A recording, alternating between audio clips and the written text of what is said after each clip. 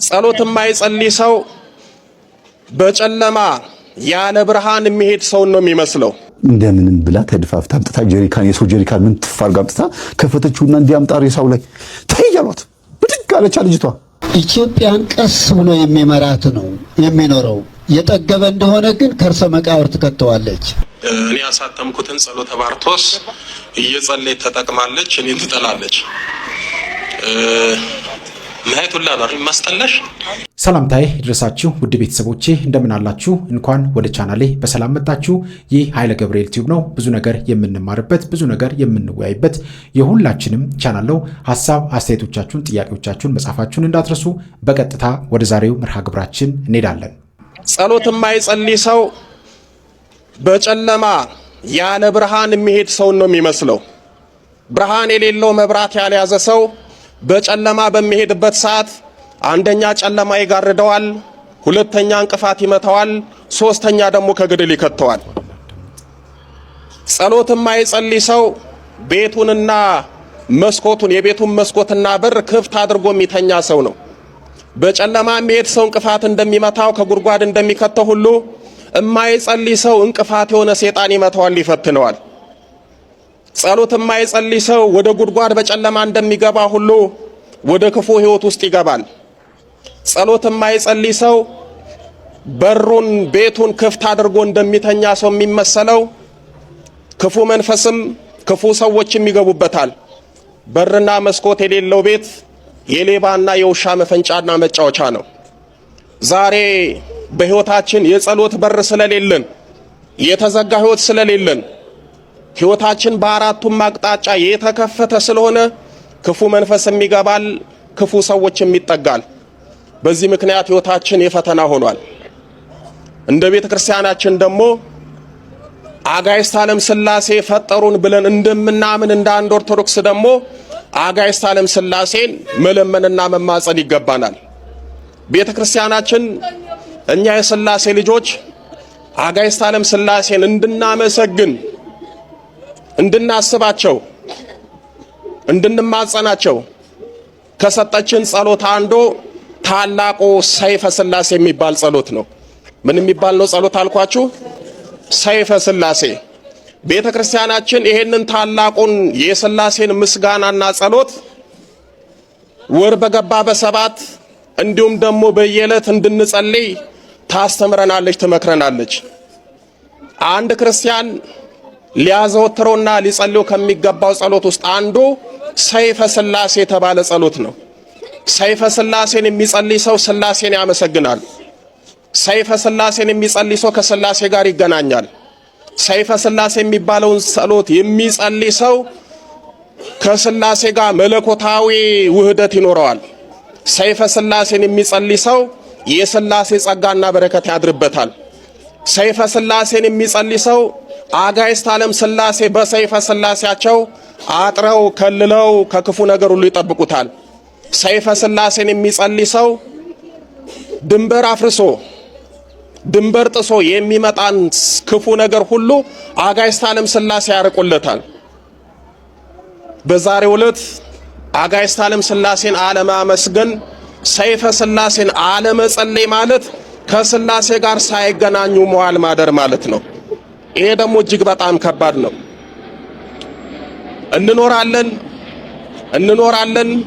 እንኖራለን መጨረሻ ምን እንሆናለን? ንገሩኝ እንጂ ምን እንሆናለን? እንሞታለን። ስንሞት ለፍርድ ማፊት ነው የምንቆመው? አጋዕዝተ ዓለም ሥላሴ ፊት። ወይ ለፍርድ ሕይወት ወይ ለሽልማት ሕይወት አጋዕዝተ ዓለም ሥላሴ ፊት እንቆማለን። ወይ ለክብር ወይ ለአሳር ሥላሴ ፊት እንቆማለን። ታዲያ ሥላሴ ፊት ምን ይዘን ነው የምንቆመው? አባታችን አብርሃም ቅድም እንደሰማችሁት ለአጋዕዝተ ዓለም ለሥላሴ በእንግድነት ቤቱ ስለቀረቡ ስለመጡ ቤቱ ስለገቡ ቆንጆ የሆነ መርጦ ለይቶ ኮርማ ወይም ደግሞ ፍሪዳ አወራረደ ለሥላሴ መስዋዕት አድርጎ አቀረበላቸው። አባታችን አብርሃም ለአጋዕዝተ ዓለም ሥላሴ ፍሪዳውን መስዋዕት አድርጎ አቅርቧል። እንደ አብርሃም እኛ ፍሪዳ አርደን ለሥላሴ ላናቀርብ እንችላለን። አባቶቻችን በፍሪዳ የመሰሉት የአጋዕዝተ ዓለም ሥላሴን ምስጋና ለሥላሴ ግን መሰዋት እንችላለን። አብርሃም ኮርማውን ፍሪዳውን እንዳቀረበ እኔና እናንተ ደግሞ ለሥላሴ የምስጋና መስዋዕት ለሥላሴ ማቅረብ እንችላለን። የምስጋና መስዋዕት ለሥላሴ መስጠት እንችላለን። ይሄ ሲሆን ነው ከሥላሴ ጋር የምንገናኘው። ይሄ ሲሆን ነው ከሥላሴ ጋር የምንታረቀው። ይሄ ሲሆን ነው ከሥላሴ ጋር ሰማያዊ እርቅ የምናገኘው። አለበለዛ ግን ዝም ብለን ብንመላለስ ጥቅም የለውም። ስለዚህ ቤተክርስቲያናችን እኛን ልጆቿን በየዕለቱ ሥላሴን የምናመሰግንበትና የምናወድስበትን ታላቁን ምስጋና እንድንጸልይ ትነግረናለች፣ ታስተምረናለች።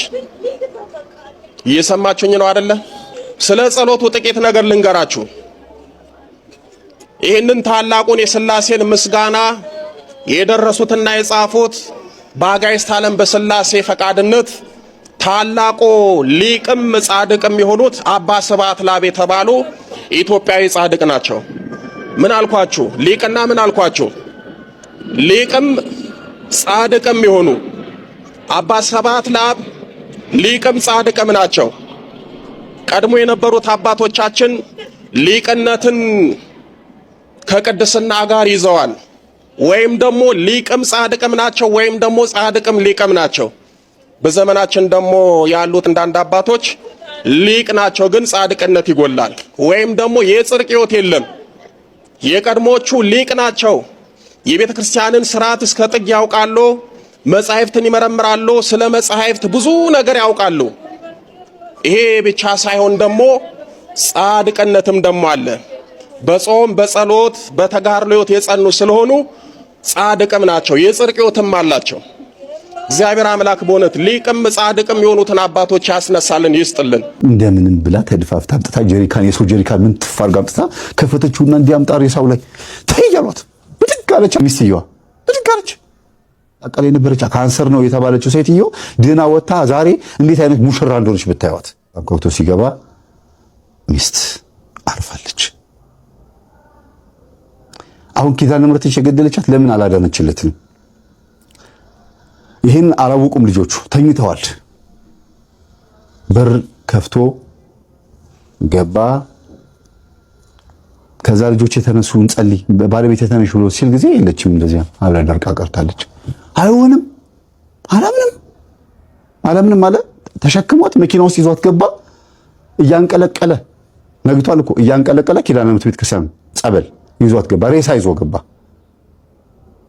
አይሆንም አለ። ከዛ ቄሶቹ ተውተው ምንድነው ምን ሆናብህ ነው? አልሞተችም አለች እያለ በቃ አይሆንም አለ።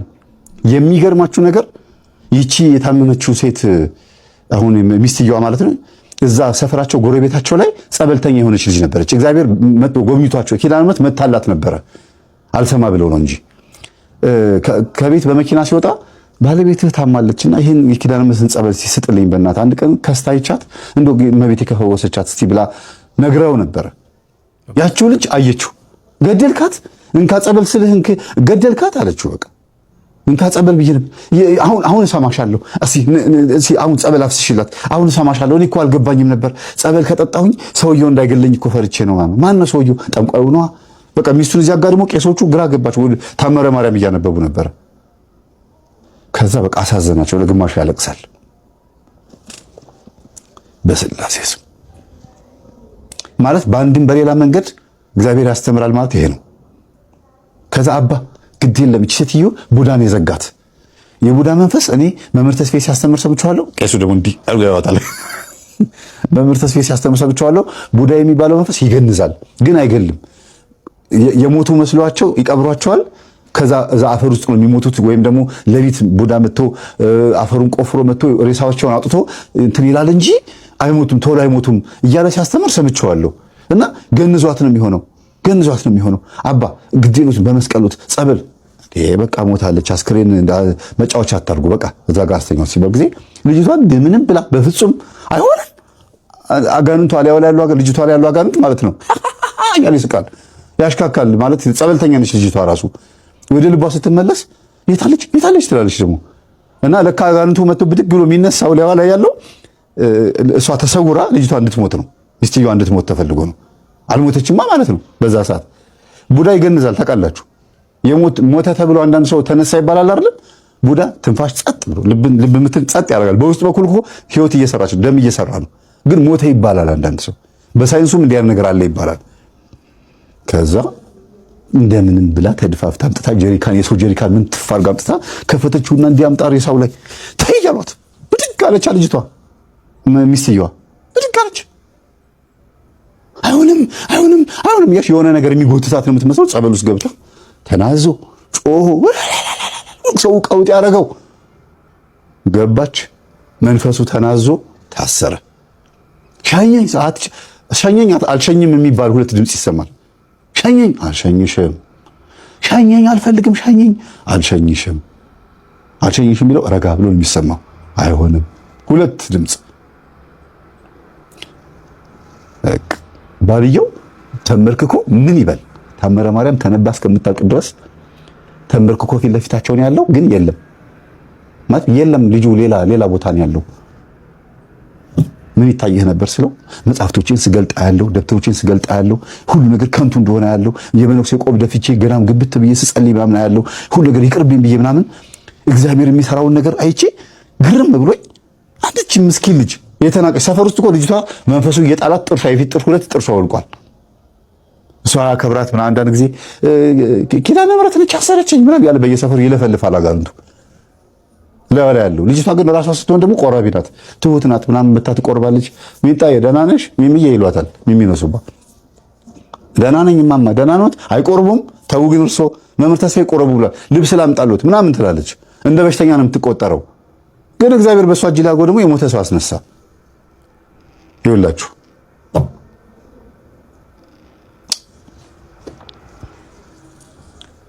እኛ እንኳን ያልሰራነውን ነገር ትምህርቱን በተግባር አዋለችው። ቡዳ እንደሚገንዝ ማወቋ በራሱ ማን ያስተውለዋል? ይሄ ነው የመናፍስትን ውጊያ ማወቅ ማለት፣ ስልቱን ሴራውን ማጋለጥ ማለት ይሄ ነው። ቄሶቹ እንኳን አላወቁም። ሞታለች ነው ያሉት። ቡዳ ይገንዛል። አልሞተችም አለች እቺ ልጅ። ከሞት አስነሳዋትም አላለችም፣ አልሞተችም ነበረ። ራሷ ኪዳነ ምሕረት ያስነሳቻት ነው የምትለው። አሁን እቺ ልጅ የት እንደሆነች ታውቃላችሁ? አሁን እዚህ ሰው ቤት ነች ያለችው። ጥርሷን አስተክሎላት ትምህርቷን እየተማረች ኮሌጅ አቋርጣ ነበረ። ኢቭን መስገጃ ቦታ ስታገኝ የነበረችበት ቤት የዘመድ ቤት ነበረ። ቦታ ስላጣች መስገጃና መጸለያ ቦታ ስታገኝ መንፈሷ ተሸኘላት። አንዳንድ ሰው ስላልተመቸው ነው እንዲያ ነገር የሚያጋጥመው። ቶሎ መንፈሱ የማይሸኝለት ሃይማኖታዊ ስርዓቱን ወይም ደግሞ መንፈሳዊ ህይወቱን በትክክል ማስኬድ የማይችልበት ቦታ ላይ ስለሚሆን ነው። አንዳንዴ እንደው ብታግዟቸው ጸበልተኞችን፣ እውነቴን ነው። በደንብ የሚሰግዱበት ቦታ ካገኙ እኮ እናንተም እነሱም ይገላገላሉ። ይቺ ሚስት የተባለች ሴት ጸጉሯ ሲነቃቀል የነበረች ካንሰር ነው የተባለችው ሴትዮ ድና ወጣ ዛሬ እንዴት አይነት ሙሽራ እንደሆነች ብታዩት። እሷ ብቻ መሰለቻችሁ? እሱ ሚስቱን ተሸክሞ ወደ ጸበል ቦታ ሲመጣ ልጅቷ እቺ ሚጣ የምትባለው ልጅ ደግሞ እቤት ቀርታ ነበር። እሷን ሊያንጠለጥላት ሊያንቃት ሊገላት ኤሌክትሪክ እንድትይዝ ቢሞክር ምን ቢል ኪዳነ ምሕረት እዛ ስራ እየሰራች ነበር። አሁን ነው ኪዳነ ምሕረት የገባችው። መጥቷላ ወደ ኪዳነ ምሕረት ገብቶታላ። ኤሌክትሪኩን ብትይዝ ብትታነቅ እንደ ይሁዳ ገመዱ ተበጠሰ፣ እድል ተሰጣት። በዚህ ብትሮጥ ሮጣ ትወጣና ትመልሳ ትገባለች። የሚገፋት ነገር አለ ስትናገር በኋላ በቃ በስርዓቱ ቆጣሪው ላይ ያለው ኤሌክትሪክ ይዤዋለሁ አለች። አልያዘኝም አለች። እንደዚህ ይዤው አልገደለኝም አለች። ማነች? ኪዳነ ምሕረት። መንፈሱ ግን ሊገላት ፈልጎ ነበር። ስለዚህ ጦርነቱ በልጅቷ ስጋ ላይ የቅድስት ኪዳነ ምሕረትና የአጋንንቱ ሆነ ጦርነቱ።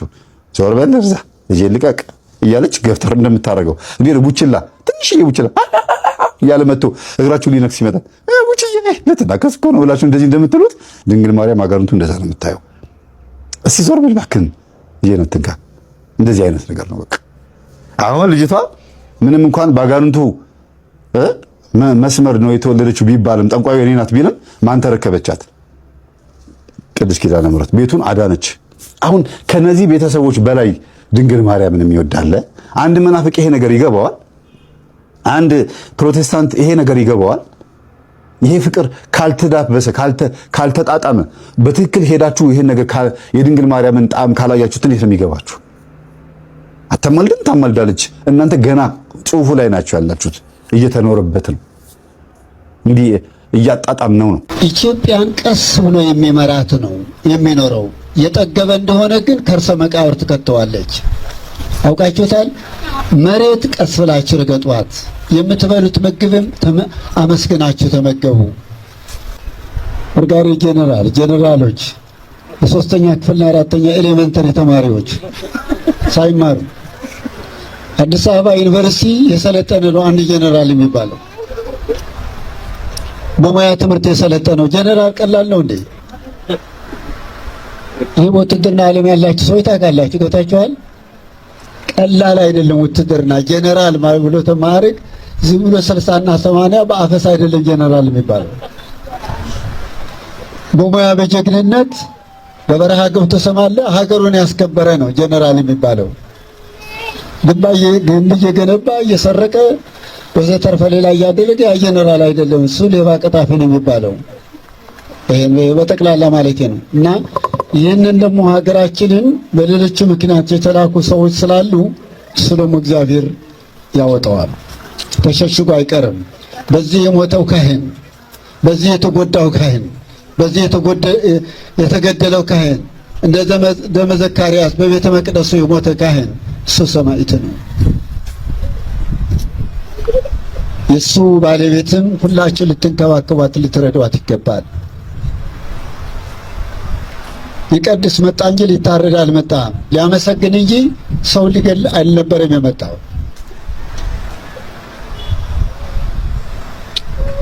እንዲህ አይነት ጭካኔ በቤተ ክርስቲያን በቁርአን ሕግም ሰማል ግደል የሚል የለም። አያዝም። ኬት እንደተደረሰ ግን ግራ ይገባናል። ስለዚህ እናንተ መጽናናትን ላለው ገቨርመንት ተሰማለ በደስታ ሁናችሁ ተቀበሉት። እኛም እየተናገርን ነው፣ እያቀረብን ነው። ሲኖዶስም እየተናገረ ነውና ከጎናችሁ ነን። እሺ ልብ ብላችሁ ስሙ። የለበሰው ሥጋ ከቃል ጋር በመዋሃዱ አምላክ ስለሆነ አምላክ ክብር ሳይሰጠው በለበሰው ሥጋ ምክንያት ቅቡ የከበረ ይባላል። ለምሳሌ ነገስታት በብሉይ ኪዳን መሲሐን ይባላል፣ ቅቡአን ይባሉ ነበረ። ቅቡአን ይባላሉ። ዳዊት ተቀብቶ ነገሰ፣ ሕዝቅያስ ተቀብቶ ነገሰ እንደምንለው። መንገስ ማለት በመንፈስ ቅዱስ ክብር ተቀብሎ መንገስ ማለት ነው። ክርስቶስን ቅቡ ስንለው ግን እሱ አምላክ ከሆነ አምላክ ደግሞ ክብር አይቀበልም። ክብር ካልተቀበለ ለምንድን ነው ቅቡ ክቡር የምንለው ሲባል ሥጋውን ስላከበረ በከበረ ሥጋው ምክንያት ምን ይባላል? እሱ ከበረ ይባላል። ስለ ሥጋው ሲባል ማለት ነው።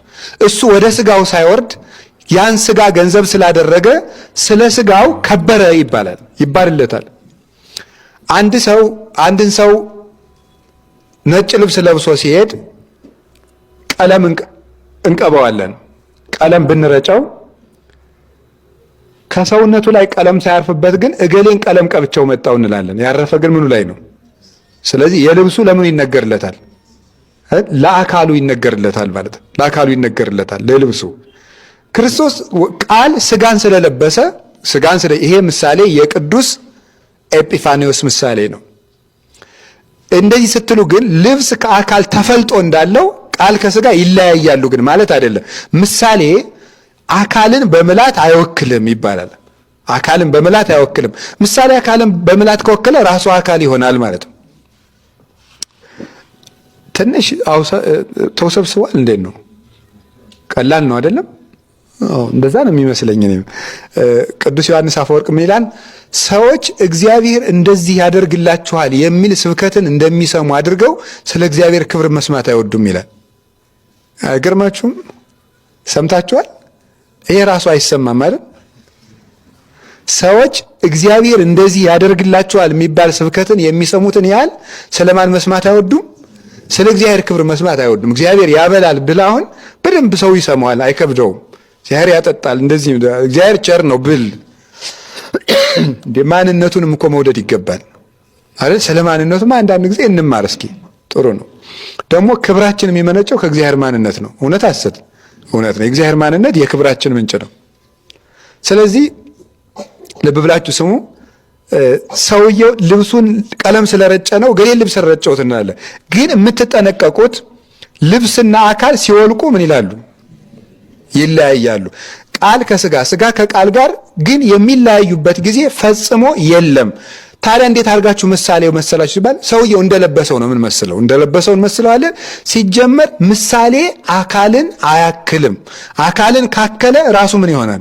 አካል ይሆናል። ይሄ ምሳሌ ስለሆነ ማለት ነው። ልክ እንደዚያ ነው።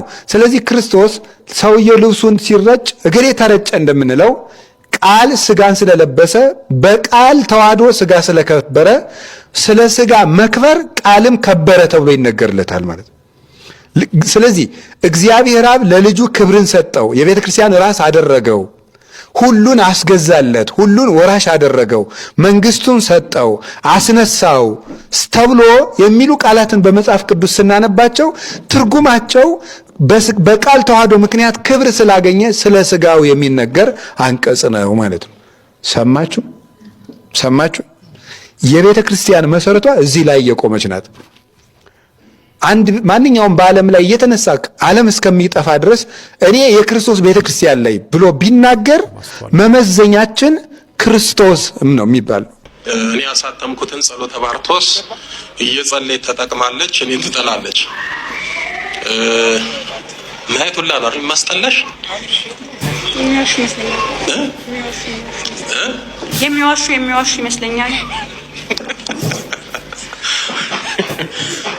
እስኪ ምን ማሽ ይመስልሻል? ለምሳሌ እንጃ በቃ አንደኛ ለምን ቪዲዮ ያደርጋሉ ላለ፣ ሁለተኛ የዚህ ቀን ሰው እንዴት መድረክ ላይ ሄዶ በአንድ ቀን ሊያድኑ ይችላሉ? እሳቸው እንዴት በአንድ ቀን ይድናል?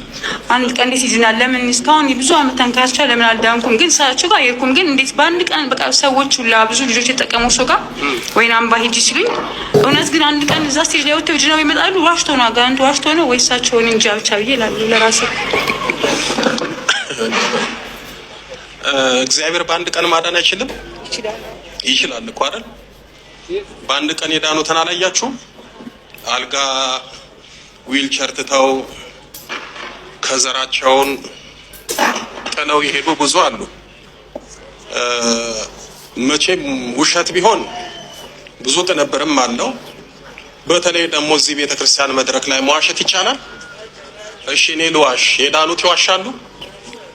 እና እሱ ደግሞ በአንድ ቀን መዳኑ በነገራችን ላይ ያንቺን ብቻ አይደለም። እሺ ይኸውልሽ እኔ አሁን በጣም የሚያውቁኝ የሚወዱኝ በቤተ ክርስቲያን አብረን የምናገለግለውም ያሉኝን ልንገርሽ።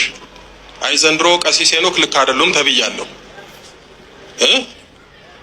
ድሮ እንጦጦ ሲያጠምቁ ወይን አምባ ሲያጠምቁ ነው የምናውቃቸው። አሁን የአገልግሎቱ ልክ አይደለም ማለት እንዴት በኪዳነ ምሕረት ስም ተነስ ሲባል ሽቦ እንዴት ይነሳል? 10 ዓመት 20 ዓመት አልጋ ላይ ዊልቸር ላይ ቁጭ ያለ ሰው ብድግ ብሎ እንዴት ይሄዳል? እና የዘንድሮ የቀሲስ ሄኖክ አገልግሎት አልገባኝም ያሉ ግራ የተጋቡ ብዙ አሉ። አሁን ሰው የሚሰናከለው በነገራችን ላይ እማድናችሁ እኔ ነኝ እግዚአብሔር ነው። እማድናችሁ እኔ ነኝ ወይስ ኪዳነ ምሕረት ናት? እሺ እኔን ትታችሁ ኪዳነ ምሕረትን እመኑ። እኔን ተጠራጠሩ፣ ኪዳነ ምሕረትን ግን አትጠራጠሯት። እሷ ለማዳን ምንም ችግር የለባትም። ችግር ያለብን ለመዳን እንደውም እኛ ነን። ብዙ ጣጣ አለብን፣ ብዙ ችግር አለብን፣ ብዙ ሳንካ አለብን። አንዳንዶቻችን ለራሳችን ለፈውስ እንቅፋት ሆነናል። ግን እመቤታችን ታምረኛ ናትና እግዚአብሔር ይመስገን። ያው ስትጠይን ነበር፣ አሁን ወደድሽኝ አይደል?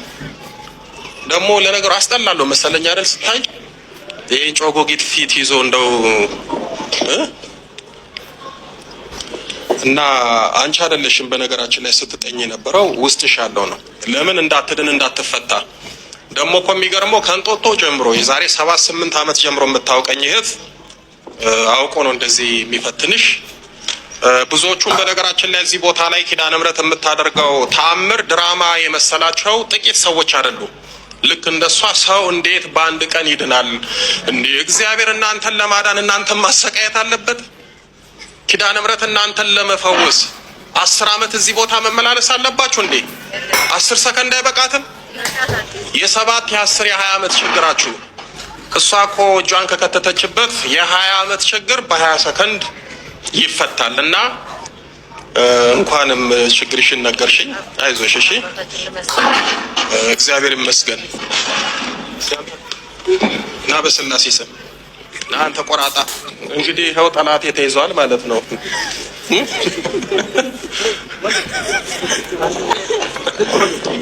ደግሞ ዛሬ የኪዳነ ምሕረት አገናኝታናለች። እሺ በስላሴ ይዣለሁ በኪዳነ ምሕረት ቃል ኪዳን ብድግ በል። በስላሴ ይዣለሁ በኪዳነ ምሕረት ቃል ኪዳን ልጅቷ እንዳትፈታ እኔን ያስጠላታል። አስጠላሃለሁ አይደለ? በጣም በጣም በጣም። እንዴት ነው ማስጠላ? በቃ ላይ ካልፈልግም ግፍ ነው ማድረግ። ልጅቷ እንዳትፈወስ ነው አይደለ?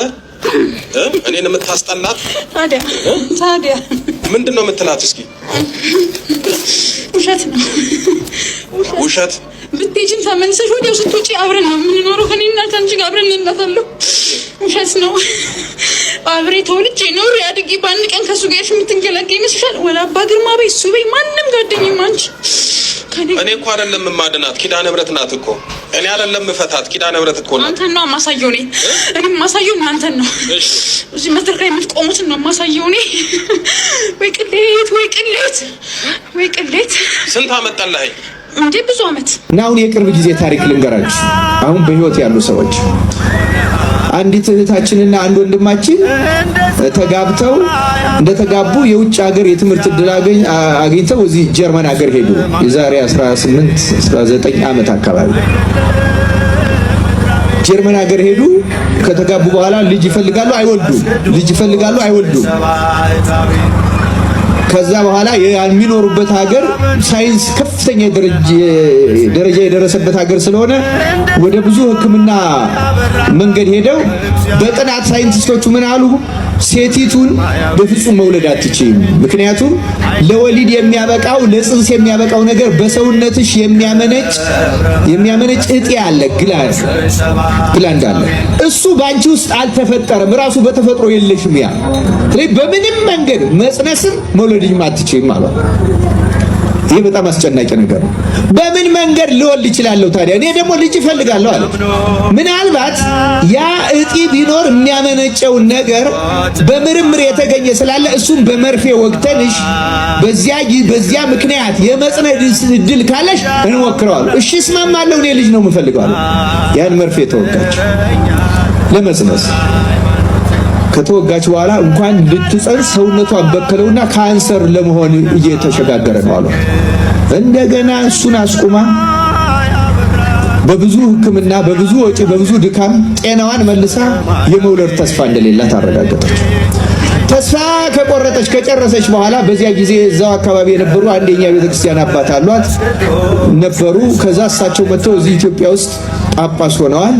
አሁን ለእሳቸው ደወለችና ያለቀሰች እግዚአብሔር እኔ ምን በድየው ነው? እንደው ምን አድርጌው ነው? ምን ሆንሽ? ይኸው ሞከርኩ አሁን የነገርኳችሁ ሁሉ ታሪክ ነግራ ከዚህ በኋላ የመውለድ እድል የለሽም ተባልኩ። እንዴት እኔ ልጅ እየፈለኩ ልጅ እወዳለሁ ልጅ እፈልጋለሁ እንዴት እንዲያደርገኛል? አሁን ኢትዮጵያ መምጣት ትችያለሽ አሏት። እሷ ደግሞ ማስተርሷን ሰርታለች፣ የዛ ጊዜ ፒኤችዲዋን ሰርታለች፣ ትልቅ ሳይንቲስት ሆናለች። እሷ ራሷ በሌላ መስክ በሕክምናም ባይሆን መስሪያ ቤቷ ከፍተኛ ደሞዝ የሚከፍላት ትልቅ ሰው ናት። መምጣት አልችልም፣ ሳምንት ቀርቶ ለአንድ ቀንም ፈቃድ አላገኝም። እንግዲያውም እኔ የምነግርሽን ታምኛለሽ? አሁን አምናለሁ። ገድለ ገብረ መንፈስ ቅዱስን ያዥና በጀርባሽ ላይ አዝለሽ እንደ ሕፃን ልጅ ተንበርክከሽ ጻድቋ ማልደው ልጅ አሰጡኝ አዝዬ እመጣለሁ ብለሽ ተሳይ እመኝ፣ እንዳትጠራጠር። ይሄን ሳይንቲስት ያለሽን ሁሉ ተይው። እነሱ የሚነግሩሽ እውቀት ስህተት ባይሆንም እግዚአብሔር ግን በሰውነትሽ የፈጠረው እሱ ስለሆነ ከዚህ በላይ ሊያደርግ ይችላል። እለፊው የነሱን እውቀት። ይሄን ተሳይ አለ። እመኛ፣ ትምህርት እንዳያስቸግርሽ። አመነች። በነጠላው አንግታ ገድለ ገብረ መንፈስ ቅዱስ ተንበርክካ ጻድቁ ያማሉኝ ልጅ እፈልጋለሁ አለ። ጸነሰች። ምን የምትመስል ሴት ልጅ ወለደች። ተመልከቱ ክርስቲያኖች። አሁን እዩ ክርስቲያኖች አድምጡ እስኪ። ይሄ አሁን እውነተኛ ታሪክ ነው የምነግራችሁ። ከዛ ሳይንቲስቶቹ ሄዳ ስትነግራቸው እነዛ የሕክምና ሊሆን አይችልም፣ እውቀት ነው እነሱ የያዙት፣ እውነታቸው ነው። እንደ እውቀታቸው ሊሆን አይችልም። እንደ እውቀት ሊሆን የማይችለው ግን እንደ እግዚአብሔር ሊሆን ይችላል አይችልም? ይችላል። እምነት ማለት ይሄ ነው ክርስቲያኖች። በምንም መንገድ ሊሆን የማይችል ነገር አንዳንድ ጊዜ እውቀትን ሰዎች በተሳሳተ መንገድ ነው የምንረዳው። አሁን የእውቀት ችግር አይደለም ይሄ። አንዳንድ ጊዜ እኛ እውቀት የምንረዳበት ችግር ነው። ምክንያቱም ሰውነታችን የፈጠረው ማን ነው? እንድንወልድ አድርጎ የፈጠረን ማን ነው? እንደ መላእክት እንዳንወልድ ማድረግ እግዚአብሔር አይችልም ነበር እንዴ? መጀመሪያ ይችላል? አይችልም። ስለዚህ እንድንወልድ ያደረገ ማን ነው? የምንወልድበትን በጊዜ የገደበው ማን ነው? ያን ጊዜ መለወጥ የሚችለው ማን ነው? በሰራው ላይ ስልጣን ያለው ማን ነው? ማመን ማለት እኮ ነው። ሌላ በመጨረሻም እንግዲህ ውድ ቤተሰቦቼ በዛሬው ቆይታችን በዛሬው ትምህርቶቻችን እነዚህንና መሰል ጉዳዮችን ለመዳሰስ ለማየት ሞክረናል። በቀጣይም በሌሎች ርዕሰ ጉዳዮች በሚያነቁ በሚያበረታቱ መንፈሳዊነታችንን ከፍ በሚያደርጉ ትምህርቶች ቪዲዮዎች እስከምንገናኝ ድረስ የቅዱሳን አምላክ ከሁላችን ጋር ይሁን። ውድ ቤተሰቦቼ ለወዳጅ ለጓደኛ ለቤተሰብ ሼር ማድረጋችሁን እንዳትረሱ። ይህንን ቻናል በምትችሉበት መንገድ ሁሉ ማገዛችሁን እንዳትረሱ። ላይክ አድርጉ፣ ሼር አድርጉ። ኮሜንት ላይ ደስ ያላችሁን ሰዎችን የሚያበረታ የሚያነቃ ኮሜንት መጻፋችሁን እንዳትረሱ። እግዚአብሔር አምላካችን ከሁላችን ጋር ይሁን። ይቆየን። አሜን።